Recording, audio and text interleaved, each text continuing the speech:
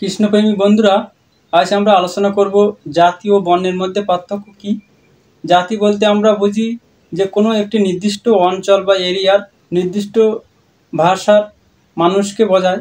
যেমন পশ্চিমবঙ্গের মানুষকে আমরা বাঙালি জাতি বলি বা বাঙালি, বিহারের মানুষকে আমরা বিহারি বলি। বর্ণ আজ অজ্ঞানে জাতিতে পরিণত হয়েছে, তাই আমরা আজ শূদ্র বলতে বিশেষ এক সম্প্রদায়কে বোঝাই। বর্ণ কি এটি আলোচনা করতে গেলে গীতায় যেতে হবে। ভগবান গীতায় বলছে যে মানুষের প্রফেশন বা পেশা হলো বর্ণ। এই পেশা 4 প্রকার। এই পেশা মানুষের শিক্ষাগত যোগ্যতা দিয়ে মাপা হয়: ব্রাহ্মণ, ক্ষত্র, বৈশ্য ও শূদ্র। বন্ধুরা, এই 4টি পেশা আজও সমাজে বর্তমান আছে। ভগবান গীতার 18 অধ্যায় অর্থাৎ মোক্ষযোগের 41 নম্বর শ্লোকে বলছেন, হে পরন্ত অর্থাৎ হে অর্জুন, স্বভাবজাত গুণ অনুসারে ব্রাহ্মণ, ক্ষত্র, বৈশ্য ও শূদ্রদের কর্মসমূহ বিভক্ত হয়েছে। তো কর্মের বিভাজনে এই 4টি বর্ণ বা পেশা বিভক্ত হয়েছে।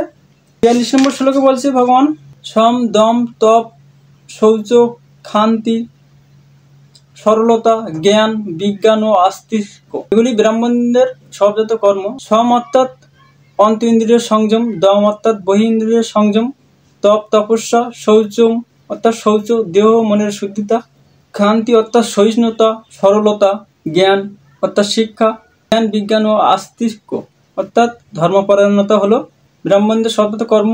এবং ক্ষত্রিয়দের স্বভাবজাত কর্ম পরের শ্লোকে বলছে 43 নম্বর শ্লোকে, শৌচ, তেজ, ধীতি, দক্ষতা, যুদ্ধ, অপলায়ন, দান ও শাসন ক্ষমতা এগুলো হলো ক্ষত্রিয় স্বভাবজাত কর্ম। অর্থাৎ আজকালকার দিনে প্রশাসনিক কার্যে যারা যুক্ত আছে, যেমন এমএলএ, এমপি, মিলিটারিতে যারা যুক্ত আছে, তারাই হলো আজকের দিনে ক্ষত্রিয়। এবং যাদের আমরা শিক্ষক বলি বা মাস্টার বলি, তারাই হলো ব্রাহ্মণ। কৃষি, গোরক্ষা ও বাণিজ্য এই কয়েকটি বৈশ্যের স্বভাবজাত কর্ম এবং পরিচর্যাত্মক কর্ম শূদ্রের স্বভাবজাত কর্ম। এর পরের শ্লোক অর্থাৎ 45 নম্বর শ্লোকে ভগবান বলেছে, শেষে কর্মনিবিরত সংসিদ্ধি লভতে নর, অর্থাৎ নিজ নিজ কর্মে নিযুক্ত মানুষ সিদ্ধি লাভ করে বা ভগবানকে প্রাপ্ত হয়। এছাড়া 46 নম্বর শ্লোকে ভগবান বলেছেন, স্বকর্মণ তমভস্যং সিদ্ধিং বিন্দতি মানব, অর্থাৎ নিজ কর্ম দ্বারা প্রতিটি মানুষ ভগবানকে প্রাপ্ত হয়। শূদ্র কোনো জাতি নয় বা বৈশ্য কোনো জাতি নয়, এগুলি হচ্ছে প্রফেশন বা পেশা কর্ম অনুযায়ী। এটি একটি ফ্যামিলিতে 4টি মানুষই 4 বর্ণে থাকতে পারে, 4 পেশায় থাকতে পারে। যেমন আজকালকার দিনে আমাদের অনেক ফ্যামিলিতে কেউ মাস্টার অর্থাৎ কেউ ব্রাহ্মণ, কেউ প্রশাসনিক কাজে থাকে, পঞ্চায়েত, এমএলএ, এমপি ইত্যাদিতে অর্থাৎ ক্ষত্র, বা কেউ বিজনেস করে বৈশ্য, এবং কেউ কম শিক্ষা অনুযায়ী শূদ্র কাজ করে বা লেবারি করে।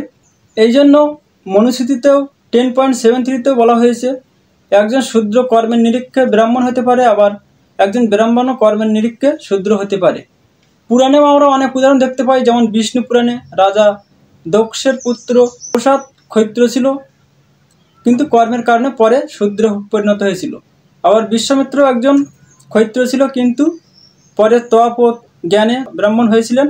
বাল্মীকি রামায়ণ রচনা করেছিলেন তিনি শূদ্র ছিলেন, পরে জ্ঞান ও তপস্যায় তিনি ব্রাহ্মণে পরিণত হন। ভালো লাগলে লাইক কমেন্ট করবেন।